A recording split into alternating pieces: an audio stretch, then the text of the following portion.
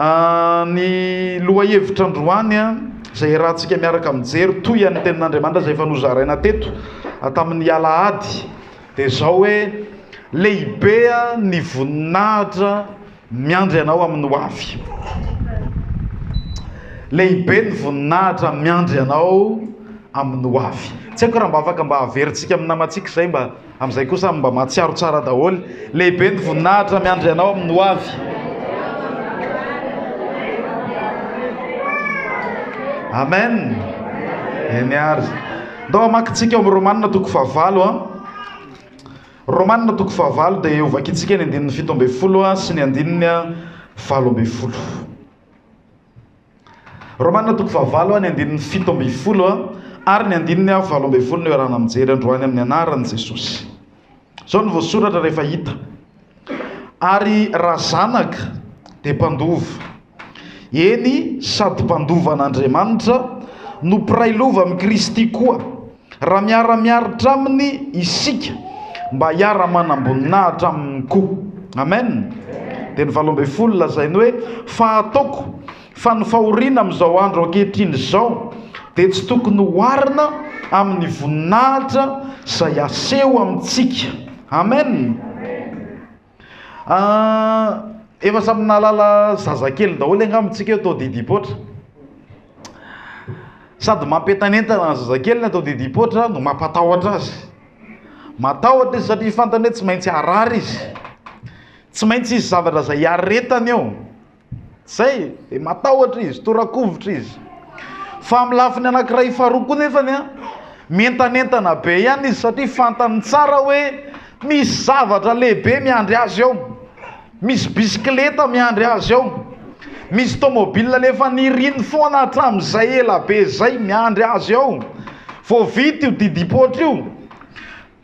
Vao vita le fieretana kely dia efa fantany hoe voaka amin'izay ny bisikleta.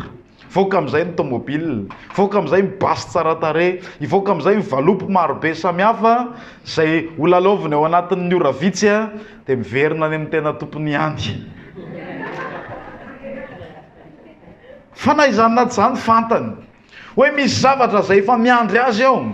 Dia izay no mahatonga ny zazakely hoe rehefa tsy hitany ray aman-dreny dia izay miaritra kely tamin'ilay zandriko tsy tadidiko na Marco ilay zandriko. Dia izao no tena nalaza mihitsy miaritra kely dia bisikleta zany. Miaritra kely dia bisika, miaritra kely dia tena miaritra izy. Tena miaritra izy satria rehefa avy eo tokoa io mibisika avy mivoaka. Iny ny bisikleta avy mivoaka. Ohatrany mitovitovy amin'izany koa ny ampianarany ity tenin'Andriamanitra ity. Hoe Andriamanitra dia manomana zavatra tsara be mihitsy ho antsika amin'ny ho avy.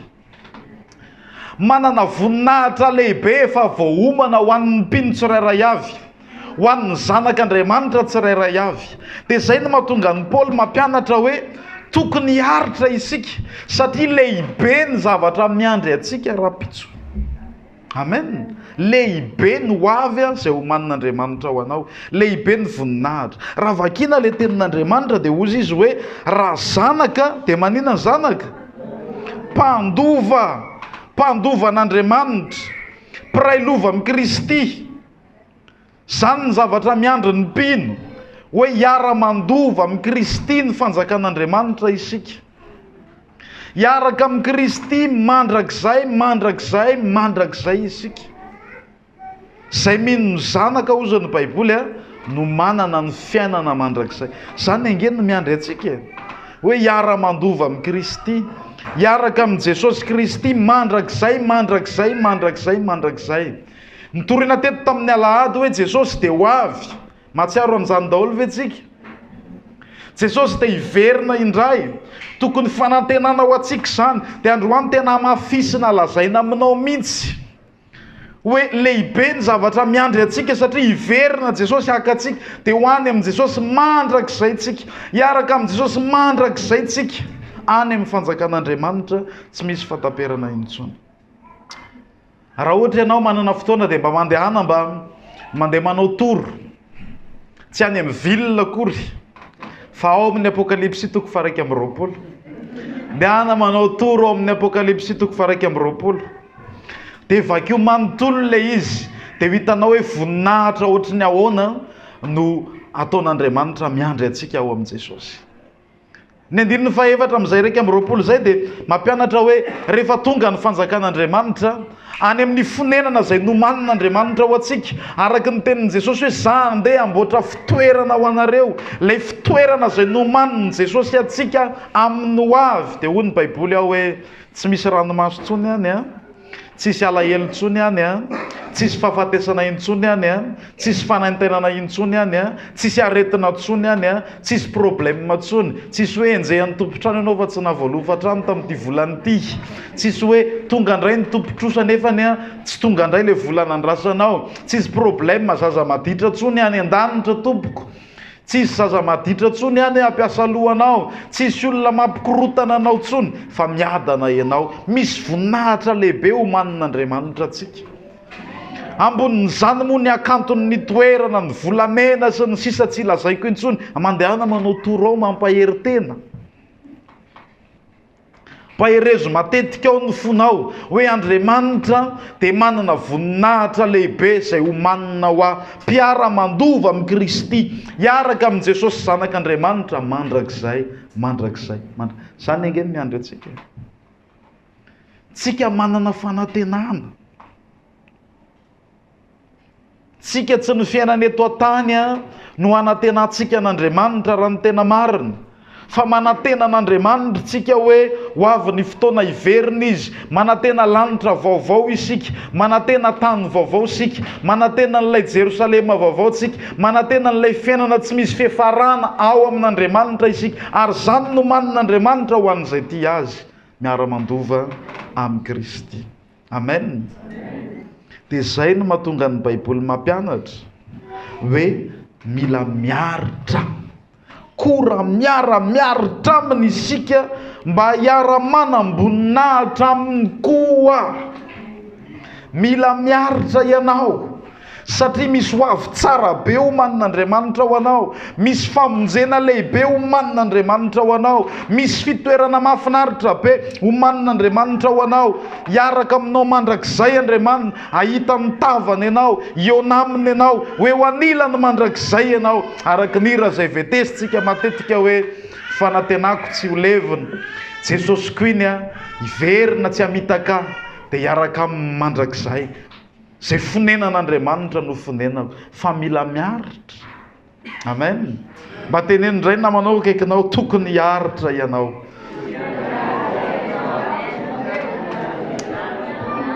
Amen.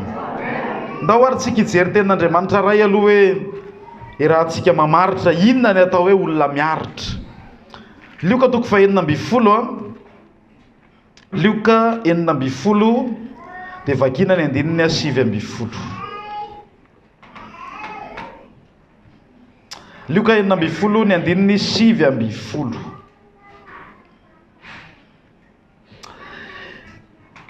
Izao no voasoratra. Nisy lehilahy nanankarena anankiray ny akanjo volomparasy, sorongony fotsy madinika sady na anara-po fatratra isan'andro tamin'ny fahafinaretana. Ary nisy olo malahelo ferena anankiray atao hoe Lazarosy napetraka teo anilan'ny vavahadiny. Ary naniry mba hihinana izay latsaka avy tamin'ny latabatra ilay manankarena izy, fa ny alika kosa no afaka nylelaka ny feriny. Ary maty ilay malahelo dia nentin'ny anjely hoe ohatratra ny Abrahama. Ary maty koa ilay manankarena dia nalevina. Ary raha nijaly tao amin'ny fiainantsita izy, ka ny andrandra dia nahita ny Abrahama telo lavitreny sy Lazarosy teo atratrany. Ary izy niantso ka nanao hoe ry Abrahama raiko, mamindrafo amika ireo Lazarosy mba hanoboka ny tendrony ratsan-tanany amin'ny rano mba hampangatsiaka ny lelako, fa fadiranova ho eto amin'ity lelafo ity.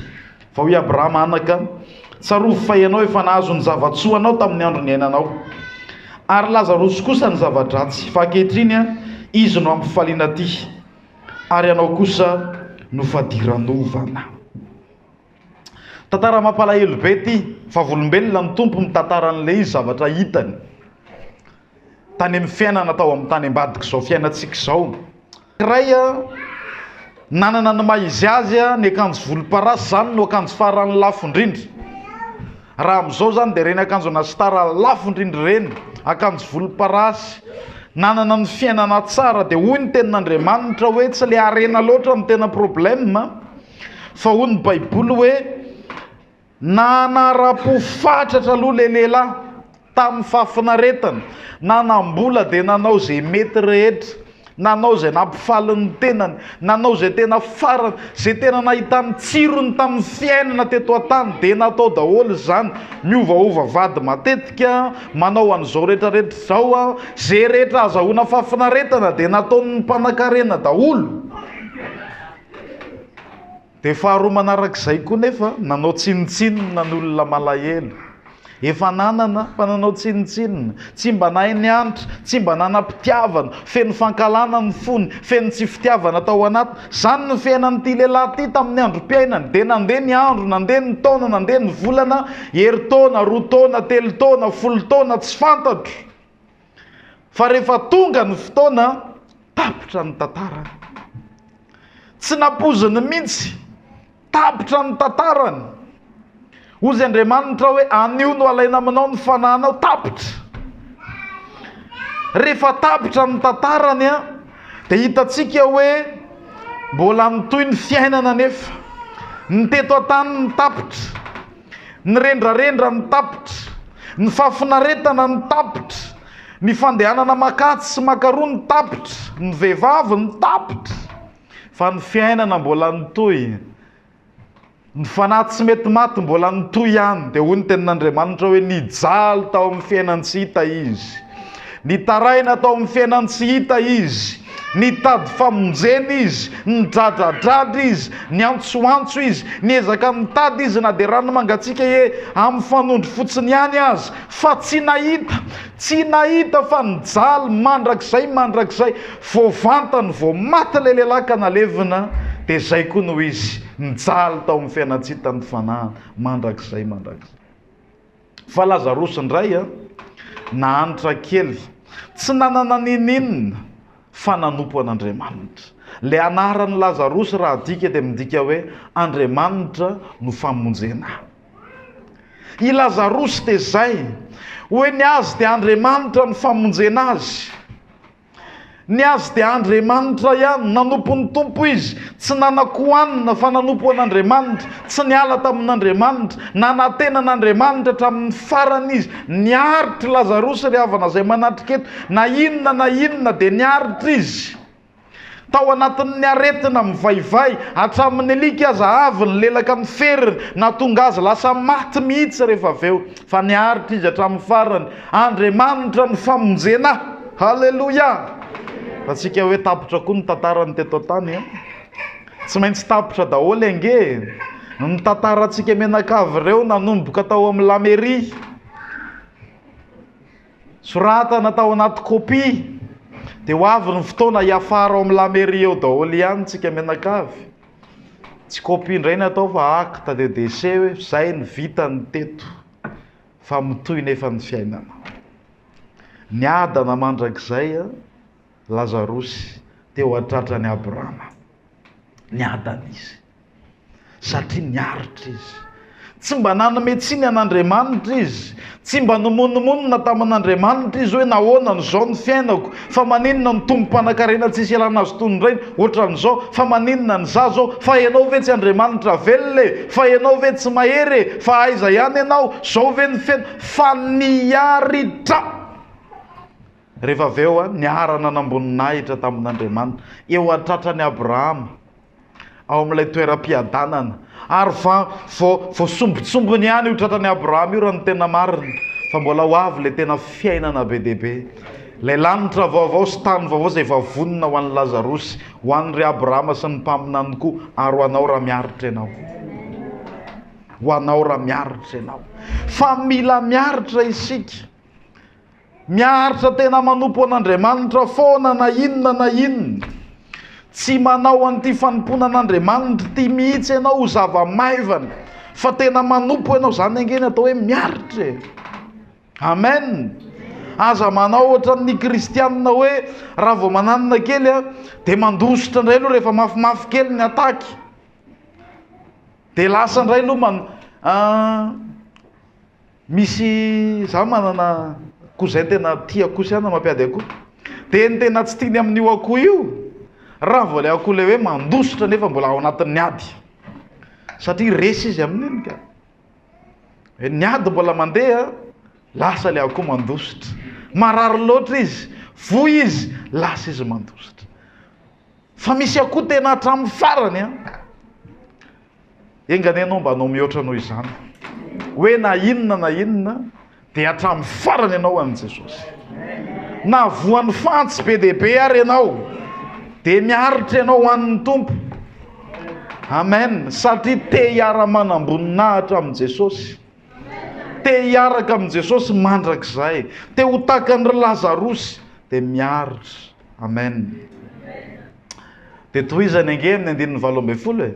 Ataoko fa ny fahoriana miseho amin'izao andro ankehitriny izao dia tsy azo oharina amin'ny voninahitra ho avy. Tsisy dikany ny zavatra iainanao izao io. Raha ampitaina amin'ny zavatra lehibe izay homanin'Andriamanitra ho anao. Tsisy dikany ny problème malalovantsika io. Raha eo anatrehan'ny voninahitra goavana be izay efa voaomana, eo anatrehan'ny hoavy mahafinaritra be izay efa ampelantanan'Andriamanitra miandry fotoana fotsiny, tsisy dikany io ry havana izay manatrika eto. Tsinotsinona akory. Zany angeny mahatonga an'Andriamanitra tsy dia tena taitra. Tsika taitra be, tsika mikorotana, fa Andriamanitra mahita hoe tsisy dikany io raha ampitaina amin'ilay voninahitra amin'ny hoavy. Zavatra kely io raha ampitaina amin'ny voninahitra amin'ny hoavy. Raha ohatra zao za miteny aminareo hoe ohatrohatry ny ahoana ny lanjan'ny €1 eo anatrehan'ny 10 000 €. Azo ampitaina ve? Tsisy dikany dia ohatr'izay mihitsy ilay zavatra andalovanao io. €1 fotsiny io. Fa ny omanin'Andriamanitra ho anao million d'euros maro. Amen. Ara-panalo ilay tena tiako resahana. Mpiara-mandova amin'ny Kristy ilay tena tiako resahana eto. Dia isy aplaza ny tsy anona indray etiko hoe million d'euros maro ny fa ndolo tonga dia lanina daholo le ambim-bola amin'ny banky ao. Fa ny teny raha sotoronto hoe krizy. Ry havana, miareta amin'ity fanompoana ny Tompo ity. Mboka mba olona hiaritra ianao. Aza manaiky resy ny zavatsarotra sy ny problème zany ianao. Ary teo tsika efa niaraka nahita raha teo. Hoe rehefa tonga ny zavatsarotra sy ny zava-manahirana anao, afiretony lohalika dia mivavaka. Zay ihany. Tsy manana fitaovana be dia be ianao fa atsoy Andriamanitra. Atsoy tsy ho mafy izy mandra-pahatonga ny feo anao farina tsy afaka miteny intsony. Aza mangina mihitsy ianao mandra-pahatonga azy mitodika aminao. Amen. Manaova ohatra n'ilay jamba teny an-dalambe ny Jeriko hoe na dia nitenenin'ny olona rehetra hoe mangina amin'izay ianao fa tsy nenon'i Jesosy ianao, dia mbola atsoy ihany, dia mbola atsoy foana, dia asan-drato mafimafy kokoa ny feo anao. Halleluja. Fa Andriamanitra tsy mba tsy marina. Andriamanitra dia Andriamanitra velona, mitsoy aho dia ho valiko ianao, fa na inona dia aoka hiaritra ianao. Mba hiara-manam-boninahitra amin'i Jesosy. Aza atao zava-maivana ity fanomponanao ity. Za tena malahelo hoe misy olona manompo an'Andriamanitra tsara mihitsy, niazakazaka tsara mihitsy, eny an-dalana eny tampotampoka, janona izy. Dia hoy aho manao hoe mba nandinika an'ilay voninahitra izay ho avy ve reny olona reny. Hebreo 2:20. Hebreo 2:20. Dia ny andininy 4:20. Hebreo 2:20 dia ny andininy 4:20. Izao ny voalaza ny tenin'Andriamanitra. Hebreo 2:20 ny andininy 4:20. Hozy izy. Finoana no nandavan'ny Mosesy, tsy atao hoe zanaky ny zanaka vavan'ny Farao rehefa lehibe izy, nifidy mantsy hiara-mitondra fahoriana amin'ny olon'Andriamanitra, toy izay anana fifaliana vetivety amin'ny fahotana, nanao ny fanaratsiana ny Kristy ho harena be lavitra noho ny zava-tsoa any Egipta, satria nijery ny fahamahalin-tsoa izy. Amen. Hitanareo Mosesy tena hoe nanana ny maha izy azy tany Egipta, zanaky ny zanaka vavin'ny Farao, fa fantatry Mosesy tsara hoe le mpanan-karena io, le nanao akanjo volomparasy io fiainana misy azy io, fiainam-pahotana io misy azy io, satria Egipta dia mpanompo sampy, ny Egiptianina dia tsy natahotra an'Andriamanitra, tsy mba nanompo an'Andriamanitra. Fantatry Mosesy zay hoe raha mijanona eto dia mety afaka anao fafinaretana be dia be, saingy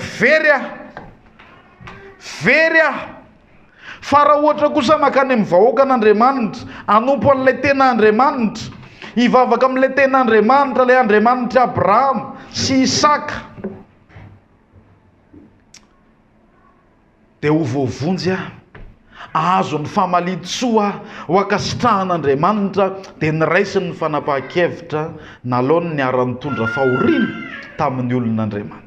Nijery ny famalintsoa izy, nijery ny zavatra tsy hitany masony izy, ary tamin'ny finoana ny nanaovany an'izany, satria fantany hoe mandalo ange zao fiainana izao sy ny filany, fa izay manao ny sitrapon'Andriamanitra maharitra mandrakizay. Fantany izany hoe izay manao ny sitrapon'Andriamanitra ihany no maharitra mandrakizay. Teo mpiara-mandova amin'ny Kristy izy, dia lasa izy nandeha niara-nitondra fahoriana tamin'ny olon'Andriamanitra. Manaova tahaka amin'ny Mosesy ry havana izay manatrika eto. Jereo ny hoavy izay omanin'Andriamanitra ho anao, jereo ny voninahitra lehibe izay miandry anao, aza manao tandrevaka amin'ity fanompoana ny Tompo ity ianao. Aza ataonao zava-maivana izao fanompoana an'Andriamanitra izao. Fa nenina sy latsany ho an'izay rehetra manao tsinitsinina ny famonjeny, fijaliana tsy hay lazaina ane ny miandry. Aza manao ohatra ny devoly, za mahita hoe ny devoly dia manao ohatra ny hitanareo ny autruche, hoe ndray andro ny anjeha amin'ny biby masika ny autruche anankiray, niazakazaka izy aloha, niazakazaka izy rehefa ela tsy hitany intsony nahita lavaka kely izy teo anaty fasika teo, tsofony tao ny lohany, atsofoko ato fotsiny ity dia milamina zavatra rehetra. Zara amin'ny biby masika ary, zarany ary, hitanao tsara ny vira viraina. Dia ny devoly ohatr' izany, ny devoly mahalala tsara mihitsy hoe ho avy ny fotoana dia ho faizan'Andriamanitra izy. Fantany fa mody idiny tsy fantatra. Dia ohatra ny hoe tena izy ery no iza, dia izy io makafanahantsika io, izy io miezaka mamotika ny fiainantsika io, izy io miezaka mampahory antsika io, mody manadino hoe ohatra n'ilay olona hoe miboboka anadinoana ny probede zany io ataon'ny Satana io. Fa ho avy anefa ny fotoana na tiany na tsy tiany ho avy ny famaizan'Andriamanitra. Dia indraindray ny devoly mamitaka antsika hanao an'izany koa. Lasa variana dia adininao ilay zavatra miandry anao. Tsy fatohanao tsony ilay fanantenana izay apetraka Andriamanitra ao anatin'ny soratra masina. Variana isika. Ry havana izay manatrika eto, ndaontsika tena heritreritra foana hoe zava-dehibe ny ho avy izay omanin'Andriamanitra ho ahy. Aza atao tandrevaka ity fanompoana ity, aza manaiky fitahan'ny devoly izay efa tsisy fanafana tsony ianao. Ny devoly ange tsisy fanafana tsony, efa vita, efa nivoaka ny didy, efa ela hoe zay, efa vita. Fa ianao manana ho avy tsara ho anao Andriamanitra, dia aza manaiky voarebireby fa aoka hanompon'ny tompo tsara ianao.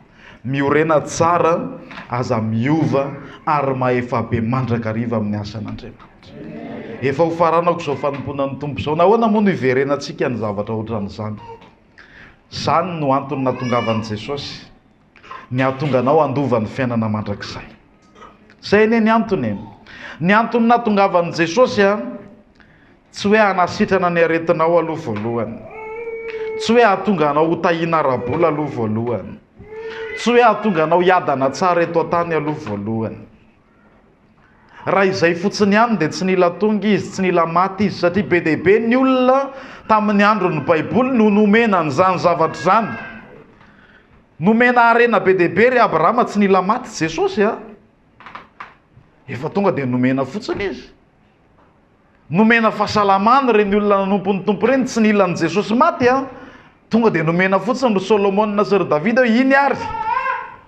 nomena zay nirina reny olona nanompo an'Andriamanitra tsy nila maty Jesosy fa ny antony nafatesany Jesosy dia ahatonga anao voavonjy, ahatonga anao any an-danitra, ahatonga anao hiara-pandova amin'ny fiainana mandrakizay. Zay ny antony natongavany. Ka raha izay ny ataontsika atsirambina dia mahanitra indrindra isika ary havana izay manatrika eto.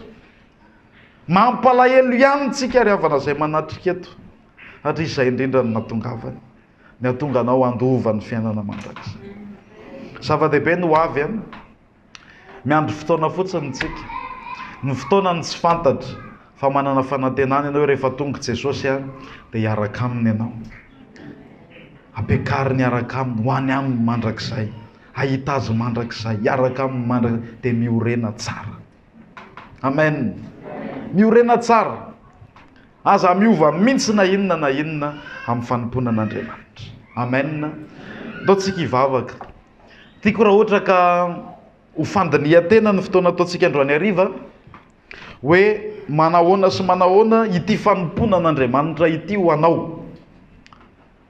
Tena izay mihitsy ve ilay izy, hoe tena mangetaheta ho any an-danitra, tena mangetaheta no voavonjy, tena te handova ny fiainana mandrakizay, te hanompo ny tompo, sa efa varim-barina ianao. Indraindray rehefa fahazarana fotsiny sisa hoe manompo ny tompo, androany tena tiako hiverenana indray zany fototra zany. Dia andao hivavaka, ndao hanamafy fanoloran-tena indray. Raha misy olona mila manolo-tena ho an'ny tompo, atoloro ho an'ny tompo indray ny fonao. Amen. Raha misy olona tokony hiala amin'ny ratsy manatrika eto, mahatsapy ianao hoe tena hatramin'izay ohatra ny nanao kinangananga, nivavaka foana ihany fa varim-barina amin'ny andao hivavaka androany. Ndao hankatony tenin'Andriamanitra, hiara-hiaritra isika mba hiara-handova amin'ny Jesosy Kristy koa ny fanjakan'Andriamanitra. Ndao hivavaka. Taovy andro ny fanoloran-tena ho anao zao anio zao. Varim-barina va anao, nangatsitsika va ianao, androany Andriamanitra te hiasa amin'ny fiainanao, pahery ianao. Samy mivavaka amin'ny fony rehetra, ngatao Andriamanitra hiasa manokana amin'ny fiainana.